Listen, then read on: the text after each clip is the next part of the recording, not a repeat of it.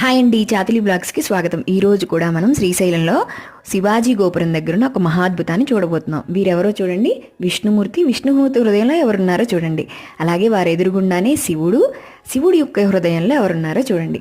ఇక్కడ మనకి ఏం తెలియజేస్తున్నారంటే, శివాయ విష్ణు రూపాయ శివరూపాయ విష్ణవే, శివశ్చ హృదయం విష్ణువు విష్ణశ్చ హృదయం శివ.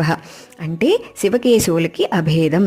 శివుణ్ణి పూజిస్తే విష్ణువుని పూజించినట్టే, విష్ణువుని పూజిస్తే శివుణ్ణి పూజించినట్టే. అలాగే శివుణ్ణి ద్వేషిస్తే కూడా విష్ణువుని ద్వేషించినట్టే, విష్ణువుని ద్వేషిస్తే శివుణ్ణి కూడా ద్వేషించినట్లే. అందుకే మనకి శివ సహస్రనామంలో, విష్ణు సహస్రనామంలో కూడా హరిశ్చ హరిణాక్షశ్చ సుతీక్ష కృష్ణయేవచ అంటూ శివుణ్ణి పూజిస్తాం.